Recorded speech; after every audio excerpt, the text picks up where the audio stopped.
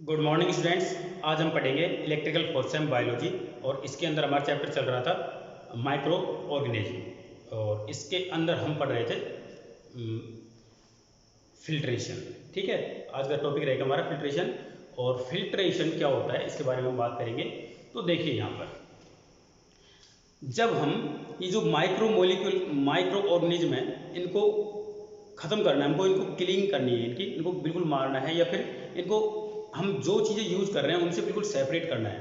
तो यहाँ पर उनको हटाने के लिए, ख़त्म करने के लिए कई तरीके पढ़े हैं हमने। अभी तक हमने केमिकल एजेंट्स पढ़े हैं, फिजिकल एजेंट्स पढ़े हैं और आज हम पढ़ रहे हैं फिल्ट्रेशन। तो फिल्ट्रेशन वहाँ पर यूज किए जाते हैं जहाँ पर जो भी केमिकल जिसको हम फिल्टर कर रहे हैं उसकी पोर साइज बहुत ज़्यादा बारीक हो। मतलब यहाँ पर जो भी माइक्रो ऑर्गेनिज्म है उसकी साइज जो पोर साइज से बड़ी होनी चाहिए। पोर साइज क्या होता है, जैसे मान लीजिए छलनी है ना, जिसमें हम उसको छान रहे हैं तो छलनी के जो छिद्र हैं वो ज़्यादा बारीक होनी चाहिए माइक्रो ऑर्गेनिज्म से। मतलब आप समझेंगे कि यहाँ पर माइक्रो ऑर्गेनिज्म लगभग 10⁻³ मीटर से लेकर 10⁻10 मीटर तक की साइज के होते हैं। तो यहाँ पर जो छलनी है उसकी जो पोर साइज है वो 10⁻10 मीटर से पतले होने चाहिए, तब जाकर हम जो माइक्रो ऑर्गेनिज्म है उनको सेपरेट कर पाएंगे फिल्ट्रेशन के द्वारा। तो यहाँ पर हमारा मेन उद्देश्य यही है कि हम जो माइक्रो ऑर्गेनिज्म है उनको हम दूर करना चाहते हैं हमारे खाने पीने की चीज़ों से, ताकि वो हमारे शरीर के अंदर ना पहुँच पाए या फिर एक विशेष अंग तक नहीं पहुँच पाए जो हमारे शरीर को प्रभावित कर सकते हैं। तो चलिए इसके बारे में हम बात करते हैं। मेन 3 टॉपिक हैं इसके। तो पहला टॉपिक है इसमें डेप्थ फिल्ट्रेशन। डेप्थ फिल्ट्रेशन, देखिए डेप्थ फिल्ट्रेशन क्या होता है।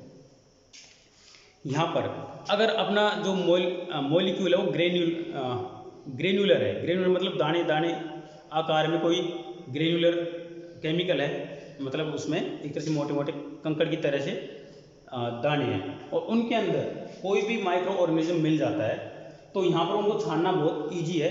लेकिन उनको हम छानना तो ईजी है लेकिन बहुत बड़ी मुश्किल से वो सेपरेट होते हैं। तो यहाँ पर उनको सेपरेट करना की जो प्रोसेस है उसमें काफ़ी मेहनत होती है और काफ़ी गहराई में जाकर उनको साफ़ करना पड़ता है, मतलब फोर्सफुली साफ़ करना पड़ता है।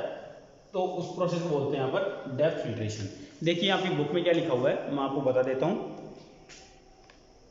These filters consist of fibers and granular materials in the form of thick layer and having twisting channels of small diameter.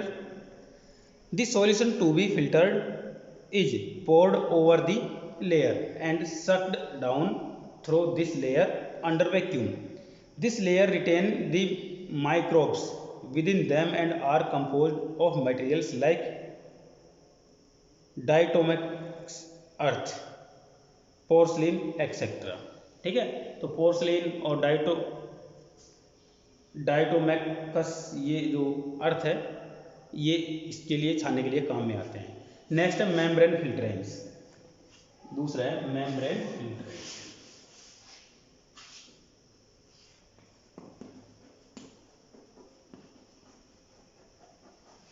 Filtration.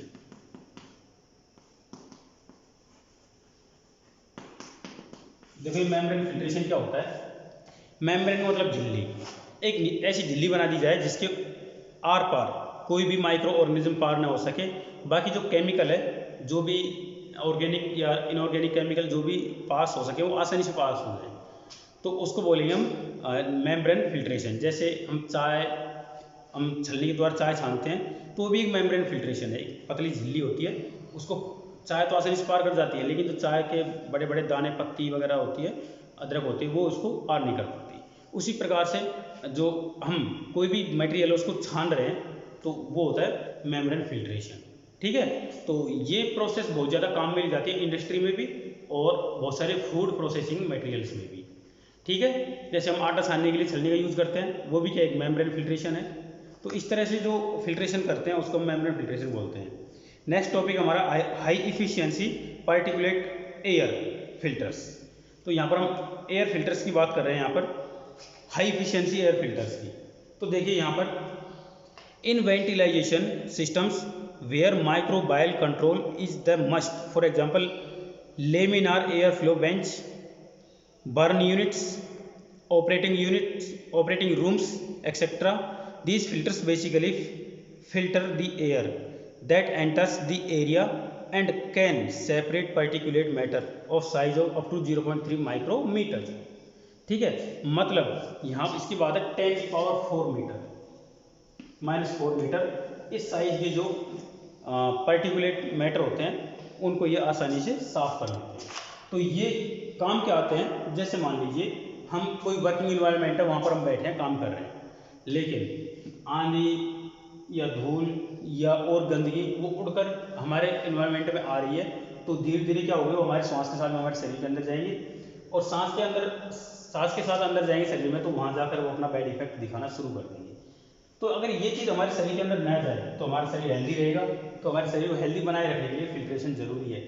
तो ये जो सारा सिस्टम है आजकल का जो एयर कंडीशनिंग सिस्टम है उसके अंदर लगाया गया है। तो सिस्टम क्या होता है, देखिए ये फैन है, ठीक है, ये फैन है, यहाँ पर इस तरह के फिल्टर लगा दिए जाते हैं। तो यहाँ से जो अंदर एयर जाएगी उसमें सिर्फ एयर ही जाएगी, जो भी पर्टिकुलेट मैटर है वो यहाँ पर रुक जाएगी, है ना। और यहाँ से इसी मात्रा में इसके ऊपर पानी डाला जाता है, तो वो बह कर क्या हुए बाहर निकल जाते हैं और गंदगी बाहर निकलती रहती है और जो प्योर एयर है वो अंदर जाती रहती है। और यहाँ पर अंदर जाते ही यहाँ पर कूलिंग सिस्टम लगा की कोयल होती है, वो इस एयर को कूल कर देती है। अंदर जाकर इसमें ह्यूमिडिटी कंट्रोलर सिस्टम होता है, फिर उसके बाद जो एयर है वो सेपरेट जिस वर्किंग एनवायरनमेंट पहुँचानी है वहाँ पर पहुँचा दी जाती है। तो ये सिस्टम होता है। तो ये हमारा तीसरा ऑप्शन था इसमें, जो भी माइक्रो ऑर्गेनिज्म है उनको स्टरलाइजेशन करने का, मतलब खत्म करने का। तो अब हम स्टरलाइजेशन टेक्निक्स पढ़ते हैं, इनका क्लासिफिकेशन पढ़ते हैं एक साथ। तो अभी तो हमने 3 लेक्चर हो गए हमारे इसी से पढ़ते पढ़ते, तो हमको यहाँ पर क्या मिला, देखो तीनों को एक साथ पढ़ना पॉसिबल नहीं है, इसलिए मैं आपको थोड़ा सा एक साथ बता देता हूँ स्टरलाइजेशन टेक्निक की। स्टरलाइजेशन टेक्निक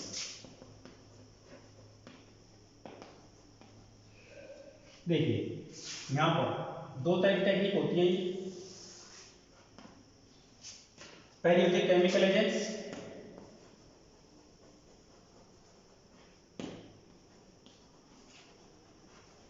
दूसरी है फिजिकल एजेंट्स।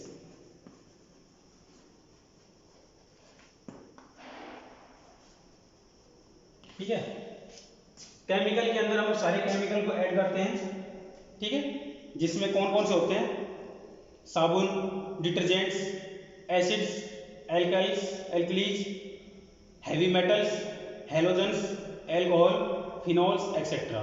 इन सभी चीज़ों का यूज करके हम क्या करते हैं, जो माइक्रो ऑर्गेनिज्म है उनको किल करते हैं, खत्म करते हैं। और फिजिकल एजेंट्स बहुत सारे होते हैं। फिजिकल एजेंट्स के बारे में बात करें तो हमारे 2 लेक्चर इसी के अंदर गुजर गए थे। तो देखिए यहाँ पर बहुत सारे होते हैं, कैसे कैसे होते हैं। तो सबसे पहले बात करें हम टेम्परेचर की। टेम्परेचर जनरली 2 प्रकार के होते हैं, हाई टेम्परेचर और लो टेम्परेचर। हाई टेम्परेचर में सारे पैथोजेंस मर जाते हैं और लो टेम्परेचर पर उनकी एक्टिविटी बंद हो जाती है। तो यहाँ पर हम दोनों ही काम करवाते हैं। अगर मान लीजिए हाई टेम्परेचर पर अगर हम किसी फूड आइटम को गर्म करते हैं तो उससे फूड आइटम जीवाणु रहित तो हो जाएगा, लेकिन फूड आइटम के खुद के खराब होने के चांस रहते हैं। इसलिए कई बार हम इसका यूज़ करते हैं, कभी कभी इसका यूज़ करते हैं, दोनों का हम यूज़ कर सकते हैं। तो हाई टेम्परेचर भी फिजिकल एजेंट है जो काम में आता है स्टरलाइजेशन प्रोसेस के रूप में। नेक्स्ट है डेसिकेशन।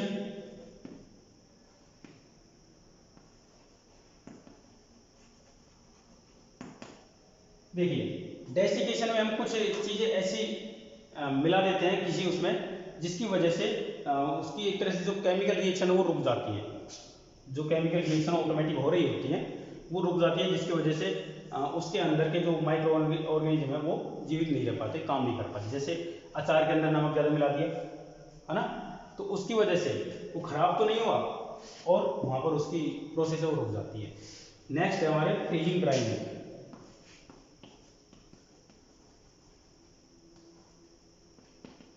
फ्रीजिंग ड्राइंग, तो यहाँ पर हम क्या करते हैं, कोई भी मटेरियल है उसको इतना ज़्यादा ठंडा कर देते हैं, इतना ज़्यादा ठंडा कर देते हैं कि वो बर्फ़ बनने के बाद में सूख जाता है बिल्कुल। ज़्यादा ठंडा करने पर बर्फ़ सूख जाती है, उसको फ्रीजिंग ड्राइंग बोलते हैं। तो उस कंडीशन में वहाँ पर कोई भी माइक्रो ऑर्गेनिज्म पनप नहीं पाता है। नेक्स्ट है रेडिएशन।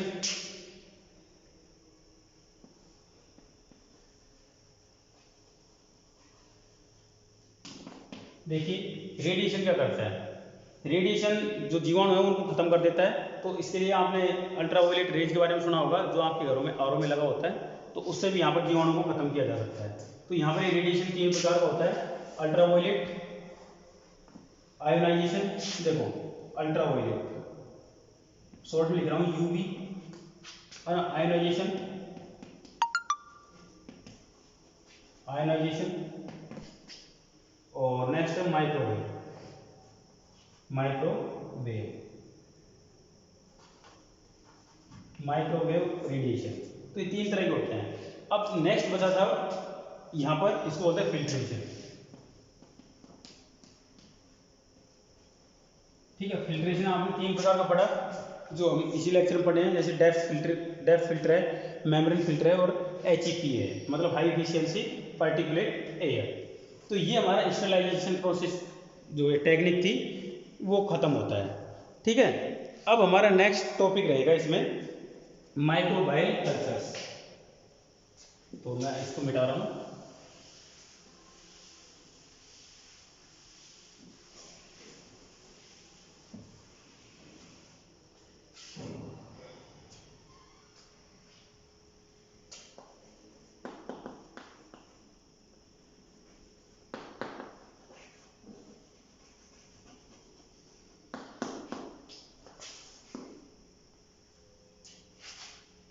देखिए आपको मैं एक बहुत अच्छा एग्जांपल देके बताता हूँ इस चीज़ का, माइक्रोबायल कल्चर का।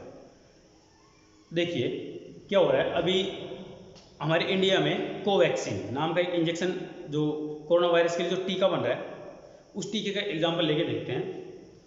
देखिए हम जो टीका बनता है, वैक्सीन बनती है, इसमें क्या होता है, मरे हुए वायरस डाले जाते हैं ताकि हमारा शरीर उन वायरस को पहचान कर उसके प्रति एंटीबॉडी तैयार कर दे। अगर जीवित वायरस डाल देंगे बॉडी के अंदर तो क्या करेंगे, हमारे शरीर को इन्फेक्टेड कर देंगे, और इससे क्या होगा, एक सेकेंड, हाँ, इससे क्या होगा, हमारे शरीर है उसकी इम्यूनिटी डाउन होने लगेगी और हमारा शरीर एक तरह से रोगी हो सकता है और हमारी डेथ भी हो सकती है इस कोरोना वायरस की वजह से। तो उस कंडीशन में क्या डाला जाता है, मरे हुए वायरस डाले जाते हैं। अब ये मरे हुए वायरस कहाँ से लेके आए, तो उसके लिए लैब के अंदर एक सेफ इन्वायरमेंट में यहाँ पर वो जो वायरस है उनको ग्रो किया जाता है, उनको बढ़ाया जाता है। तो उसके लिए यहाँ पर एक ऐसा वातावरण तैयार किया जाता है ताकि वो वायरस बड़ी मात्रा में उत्पन्न हो सके। वायरस क्या है, एक माइक्रो ऑर्गेनिज्म है। तो लैब के अंदर इस तरह के वायरस को उत्पन्न करना माइक्रोबायल कल्चर कहलाता है। ठीक है, तो ये इंडस्ट्री में बहुत ज़्यादा काम में आते हैं, जैसे यीस्ट बहुत ज़्यादा काम में आता है, बहुत सारे खाने पीने की चीज़ों में इसका बहुत ज़्यादा उपयोग किया जाता है यीस्ट का, जिसको हम खमीर भी बोलते हैं, जलेबी बनाने के काम में आता है। इसके अलावा टोस्ट वगैरह और जो भी पाव और आपने डबल रोटी देखी होगी, उसी सब चीज़ बनाने के लिए काम में लिया जाता है इसको, है ना। तो यहाँ पर ये जो माइक्रो ऑर्गेनिज्म है उनको काम में लिया जाता है। उसके अलावा वैक्सीन बनाने के लिए काम में लिया जाता है। बहुत सारे बीमारियां हैं उनके जो वायरस हैं उनको लैब के अंदर ग्रो किया जाता है, जिससे क्या होता है वो जो वायरस है उनको या तो मार दिया जाता है या फिर उनको ऐसी कंडीशन में ला के छोड़ा जाता है ताकि वो ग्रो न कर सकें। तो ऐसी कंडीशन में उनको वैक्सीन के अंदर डाला जाता है और फिर उसको हमारी बॉडी के अंदर इंजेक्ट किया जाता है। तो उसके लिए भी यहाँ पर लैब के अंदर इन वायरस को या फिर माइक्रो ऑर्गेनिज्म को कल्चर करना जरूरी है, उनकी संख्या बढ़ाना जरूरी है। तो लैब के अंदर ऐसे जीवों की संख्या बढ़ाना माइक्रोबायल कल्चर कहलाता है। तो माइक्रोबायल का मतलब है एक बायल मतलब एक कटोरे या फिर एक बर्तन जिसके अंदर हम इन माइक्रो ऑर्गेनिज्म की संख्या को बढ़ाएं किसी भी प्रोसेस के जरिए, तो इसको बोलते हैं माइक्रोबायल कल्चर। तो यहाँ पर माइक्रोबायल कल्चर मीडिया के बारे में बात करें तो ये माइक्रो कल्चर मीडिया ये 2 तरह के होते हैं, एक तो सॉलिड मीडिया, सॉलिड मीडिया, और दूसरा है सेमी सॉलिड मीडिया।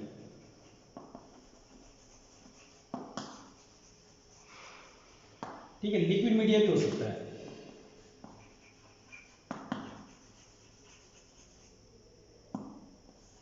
ध्यान दीजिए, जैसे हमारी बॉडी है उसके बहुत सारे ऐसे ऑर्गन हैं जो बिल्कुल ठोस होते हैं, उनको हम सॉलिड ऑर्गन या सॉलिड मीडिया बोलते हैं। और कुछ भाग ऐसे होते हैं जिनमें हमें बार बार लिक्विड डालते रहना पड़ता है, तो उनको हम सेमी सॉलिड मीडिया बोलते हैं। और कुछ भाग ऐसे होते हैं जैसे हमारे शरीर का जो ब्लड है उसके अंदर हम कोई भी चीज़ ग्रो कर रहे हैं तो उसको बोलते हैं हम लिक्विड मीडिया। 3 प्रकार के मीडिया होते हैं।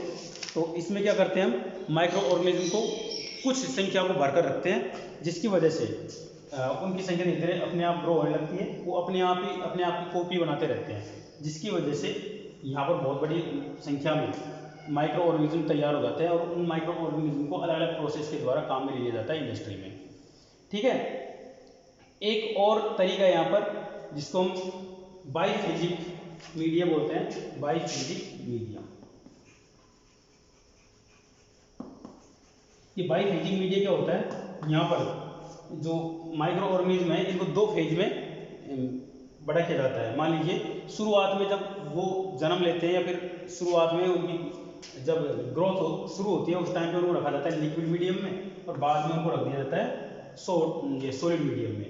मतलब 2 फेज के अंदर उनको रखा जाता है। या फिर ऐसा भी हो सकता है कि यहाँ पर ये जो कंटेनर है इसका आधा भाग लिक्विड से भरा हो और आधा भाग सॉलिड से भरा हो, तो इनको बाइफेजिक मीडिया बोलते हैं कि इसमें 2 फेज होते हैं, लिक्विड और सॉलिड। ठीक है, ऐसी कंडीशन कभी कभी ये भी हो जाता है कि बर्फ़ जब ठंडी हो तो कुछ भाग पानी का हो कुछ भाग बर्फ़ का हो, तो ऐसे भी हो जाता है। तो ये तो पहला भाग हो गया कि यहाँ पर मीडियम के आधार पर इनका क्लासिफिकेशन। नेक्स्ट पढ़ेंगे on the basis of composition और न्यूट्रिशन फैक्टर। तो यहाँ पर न्यूट्रिशन फैक्टर के आधार पर बात करेंगे तो न्यूट्रिशन 2 प्रकार का होता है इनके लिए। अगर हम इनको जीवित रखना चाहेंगे तो यहाँ पर हमको न्यूट्रिशन देना जरूरी है। तो पहला तो है सिंथेटिक। तो सिंथेटिक मतलब अगर हम बाहर से उनको न्यूट्रिशन दे रहे हैं जो माइक्रो ऑर्गेनिज्म है तो ये सिंथेटिक हो गया। अगर हम उनको बाहर से नहीं दे रहे हैं, हम सिर्फ ये जो मीडियम तैयार करके दे रहे हैं, बस इस मीडियम से ही वो अपना फूड या न्यूट्रिशन ले रहे हैं, तो उसको बोलेंगे हम नॉन सिंथेटिक। मतलब बाहर से नहीं दे रहे हैं, उसी से वो अपना भोजन ग्रहण कर रहे हैं, तो ये हो जाएगा नॉन सिंथेटिक न्यूट्रिशन। ठीक है, तो ये हमारा दूसरा टाइप हो गया। तीसरे और चौथे टाइप के बारे में हम अगले लेक्चर में बात करेंगे।